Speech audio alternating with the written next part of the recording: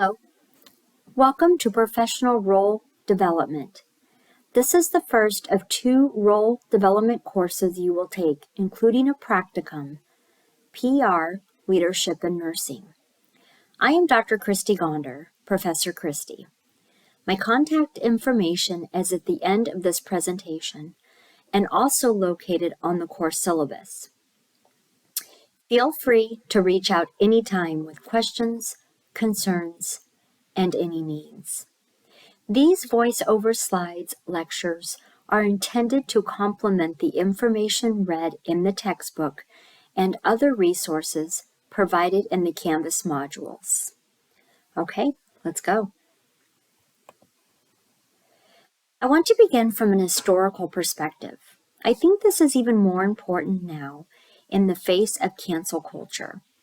As you transition from ADN to BSN, it is crucial to reflect on our history as a profession, really a vocation, and for some, we could say a calling or passion. Isn't this photo image of a graduating class from several decades ago amazing? The white uniform with the nurse's cap. Admission involves white, non-married females. Wow, so antiquated. However, the visual helps highlight where it all began. Florence Nightingale, the mother of modern-day nursing. Quote, "The lady with the lamp," end quote, is foundational. She was forbidden to go to nurse training, but persisted. She not only cared for the sick and vulnerable, but she collected data which has greatly influenced today's public health. She questioned germ theory. Her mission was sanitation, fresh air, and safety. When she returned from the Crimean War, she changed the mindset of nursing, no longer viewed by the British as self-serving, illiterate, promiscuous losers. Masters, page 22. On this slide, I have the original Nightingale Pledge. That too has been transformed to accommodate our social narratives. I challenge each of you to see the version used in your ADN pinning ceremony. It's likely not the original. In today's culture, the pledge could perhaps be considered not politically correct. In fact, some U.S. schools of nursing are calling to pull Nightingale as part of the nursing curriculum because she was a privileged white colonial woman and represents oppression. I caution against this ideology. This could be a great discussion topic. Consider each line of the pledge and where you may deviate based on your own beliefs and values. We will talk more about values when we address professional standards. At any rate, I posit that we can never appreciate where we are or where we are going if we cannot appreciate and understand where we came from. Nursing evolved out of the apprenticeship model or applied science. In the U.S., the need for trained nurses emerged from 2 key events, war and illness, the influenza epidemic. Likewise, this guided the need to license or register nurses so that the military had documentation. Again, looking at Florence Nightingale as our guide, nurses care for the ill and injured. She have acted in the face of COVID. I often think about that. Likely she would have advocated to place patients outside to get fresh air and vitamin D sunlight. As far as education, we see a deliberate move from technical to professional. LPN or LVN, licensed vocational nurse, is the title used in Texas and California. ADN to BSN, BSN, MSN, and even doctoral DNP and or PhD programs. DNP is a practice doctorate in nursing, similar to a DPT, physical therapy, a PharmD, pharmacist, etc. It's a bit conflicting to use the term doctor as a D&P because it can be confusing to the patient. They equate doctor with their MD. Nevertheless, you often hear it used. PhD is the highest and terminal college degree, which is a research degree and can be achieved in addition to a practice degree. An example here is when you see the title MD, PhD. So what is different? Why get a BSN? I mean, you take the same NCLEX, whether you graduate from an ADN or a basic track BSN, and then what is different if already licensed from an ADN and now coming back for a BSN? Lewis Clark State College. LC's nursing mission embraces critical reasoning and creative thinking to coordinate and execute exceptional nursing care within a dynamic healthcare environment. What does this mean? Well, it is our intention to fulfill a curriculum that does just that. Attributes of the BSN entail so much. To begin, let us embark on the triune nurse as a practice, science, and an art. How many times have we heard the term the art of nursing? What is the art? It encompasses the practice as technician and caregiver. And science, well, the reason why science is so crucial is because this is what drives evidence and thereby practice. It is the why. How do we provide best practice without knowledge, without recognizing and applying the rationale for our decisions? Evidence is a means to a situational context. Online class discussions foster this skill. It is an expectation in all BSN classes to cite resources used to support claims, personal opinions, and positions on an issue. You will begin to move beyond thanking your classmate for posting a good discussion. You now add to the original post by citing supporting evidence or perhaps pose an idea, an alternative thought, or ask a question. As far as models of care, our textbook goes into detail about models of care. We will visit the various structures throughout the semester. Models of care focus heavily on bedside care delivery, i.e., team nursing versus total patient care.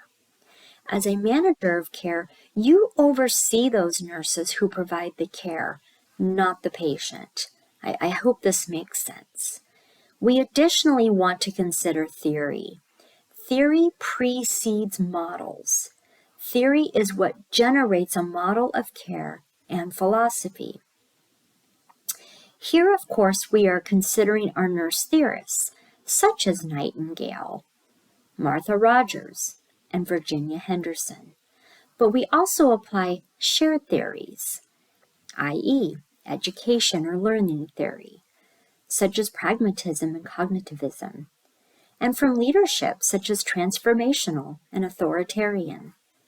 We even embrace change theory, such as Lewin, Hurwitz, and social cognitive or social learning theory to educate our patients and families. We will delve into these throughout the course and how they apply to practice. Why is theory so important? Again, knowledge is foundational. Donaldson and Crowley in 1978 stated it succinctly, quote, "As a discipline, nursing is first and foremost a practice embodied by theory," end quote. Theory also gives us credibility and rigor. Without theory, we are merely philosophizing. Moreover, science generated must have utility to practice. I hope you recognize the value you bring to the table as a baccalaureate prepared nurse. Let's move on to slide 4. Role development. At the outset, please know that it is never my intent to come across arrogantly. We learn from one another. The BSN is no better than the ADN. Rather, the BSN gains additional knowledge intended to improve oneself and contribute to the profession. Whether you graduated from nursing school last semester or say 20 years ago, we all have heard the term nurses eat their young. Sadly, this still occurs. Even in a just culture, we will address this term here shortly, the new nurse often feels ridiculed, forgotten, and in many cases, left to his or her own to figure things out. At what cost? A job? A patient's life? Please do not be that nurse who runs a fellow nurse out. Remember how you feel right now as you sit at your computer listening to this lecture. You may have gotten through the ADN program or taken classes from both programs. Achieving a BSN is not without its own set of sacrifices. Time away from family and friends, time away from fun so that you can study or write a paper. You feel vulnerable and perhaps even anxious about the various course expectations. Your job could be dependent on you achieving this degree. Needless to say, help one another. Build one another up to be the best versions of themselves. When we do, we are happier, safer, and easier to work with and work for. Professional communication is essentially socialization. These key concepts, perception, intentions, are you the intended advocate and educator? Resistance, this is human nature, and the image of an influencer. I tend to use that term in place of change agent, since change agent has been associated with a negative connotation. All of these characteristics coalesce as role development. Do you think we ever reach self-actualization? Recall Maslow's hierarchy of human needs. I posit that we do not. Why? Because we grow and learn from every interaction, and hopefully we can welcome the opportunity to improve those interactions and never become, complacent. We are individuals with a unique personality, temperament, set of attitudes, values, and beliefs. But collectively, we represent a reputable profession the public views as honest, caring, reliable, and approachable. The number one trusted profession. COVID really highlighted this. It brought us the year of the nurse. There is lots to learn here. Human interaction is so intriguing to me, but we must first begin with ourselves. Professional relationships improve when we can first understand ourselves, that person you look at in the mirror. As you read the chapters and other resources, articles, videos, apply these concepts. The quizzes in this class ask you to demonstrate the concepts. They consist of examples or interactions where you determine the best approach to fostering a positive interaction or implement strategies for problem resolution. There is a video you'll see this semester that was produced by Chick-fil-A. I don't want to give it away, but just know everyone has a story. I hope you enjoy. It is intended to help guide crafting your own personal management philosophy. Oh man, if you live near a Chick-fil-A, I am jealous. They have the best milkshakes. Okay, back to what makes us wonderful. The RN wears all three hats: leader, follower, and manager. Do you agree? In which way? How so? Think about that answer to yourself. There is plenty to learn about the subject, and that is precisely what we are doing here. Begin with familiarizing yourself with definitions. The RN is caregiver, advocate, and manager. Okay, what does this mean? Manager seems a bit nebulous. I ask, is a manager also a leader? Likewise, is a leader a manager? And finally, where does being a follower come into play? Assuming a follower position is often observed in team or collective work, it's okay to verbalize your limitations and accept the leader's guidance. Self-reflection and insight are progressive and continual actions. An excellent illustration here is a code blue. The code team works together to accomplish the common goal, but there can only be one leader giving directives. The minute the leader tries to assume several roles, he or she loses situational awareness. And what occurs after a code? The debrief, another way or kind of self-reflection. By definition, a manager is a job title. He or she is responsible to carry out the goals and mission of the employer, organization. A leader is one who earns followers. Typically, the term carries a positive connotation since leadership tends to demonstrate respect, intellect, and confidence.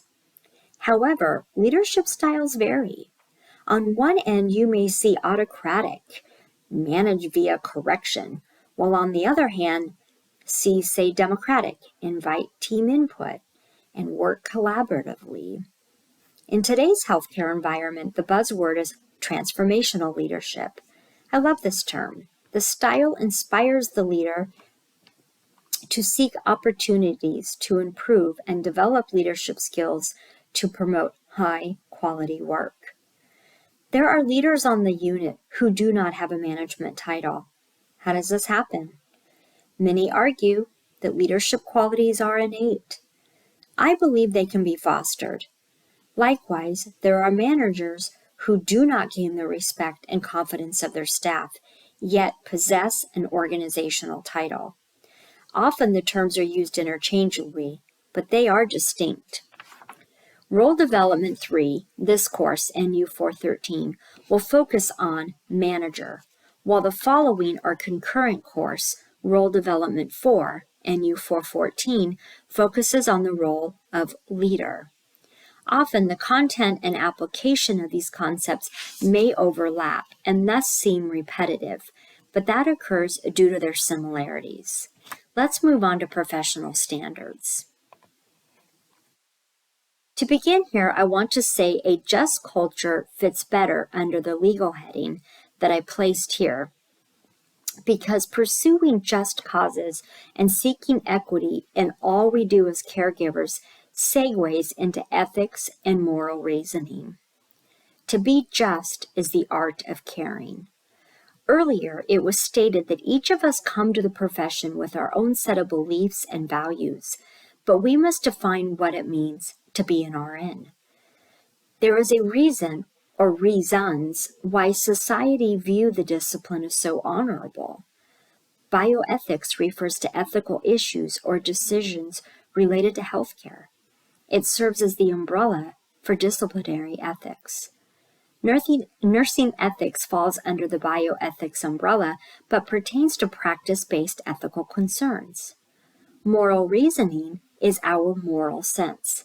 It is that innate, God-given knowledge or gut feeling that there is a right and wrong, and based on those standards, there is a right way to be and to act. Moral reasoning is essentially our road sign, our guardrail to proper behavior. Aristotle referred to moral reasoning as the virtue of wisdom, or better yet, prudence. This leads us to the legal implication of our job. Do you carry a malpractice policy?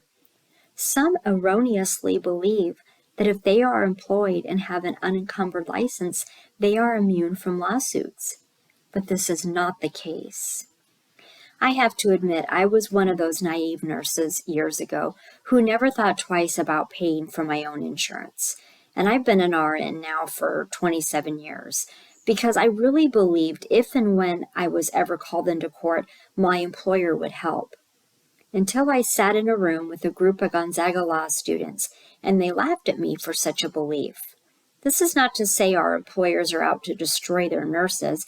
In fact, this is precisely why they post facility regulations, safety manuals, and mandate compliance via continuing education credits, CEs.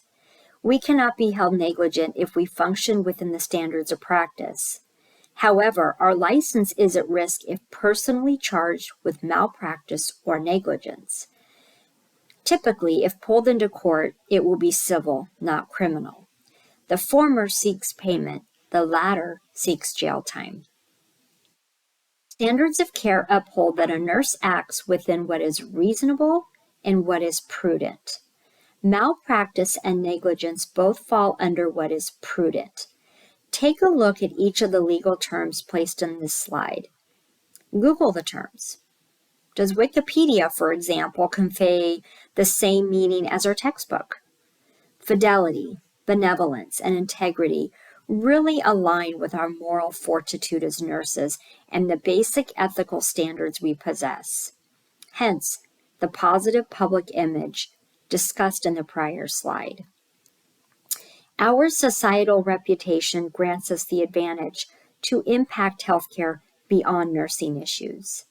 Our healthcare market is complex, and as I say in my health econ class, changes to the U.S. healthcare system seems to change every day. As a professional and healthcare consumer ourselves, it is integral we are informed decision makers. Understanding, for example, overall costs and resource allocation. Question: what do you suppose is the primary reason or most common cause nurses are called into court? Feel free to share your answer on the general chat discussion forum.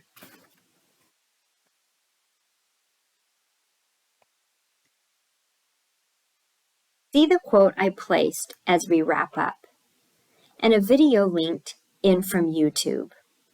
These serve as relevant reminders of why we exist. You are important. Never lose sight of the lives you touch and the differences you make, your value and worth. Something worth watching, I believe it is on the Oxygen channel, is called License to Kill. The 1-hour episodes are true stories of medical professionals who kill their patients intentionally. I believe the first season there were only 4 to 5 episodes, but I watched 2 episodes that were about nurses. Give it a preview. Maybe plan to watch over Thanksgiving break or even when school ends in December. Very worthwhile. Take a moment and watch this video. During the Crimean War, soldiers died from the flesh and body until a nurse introduced anti-narcotics. In the 1950s, jaundice is a few hours of sunlight could actually cure the condition.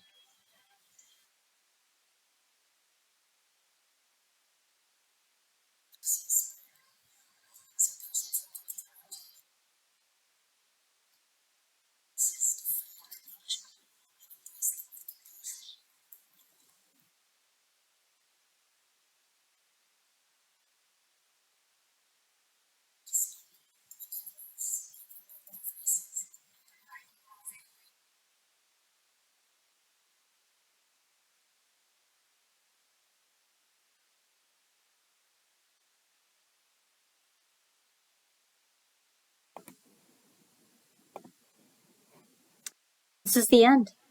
The next slide lists the references used to guide this short lecture.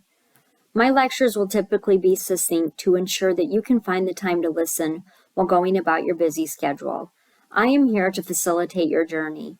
I find the progression from RN to BSN to be quite rewarding and truly do look forward to getting to know each of you as you take classes and successfully graduate. Feel free to access any, although you are only required to have the Leadership in Managing and Nursing textbook. Thank you. I hope you have a wonderful semester.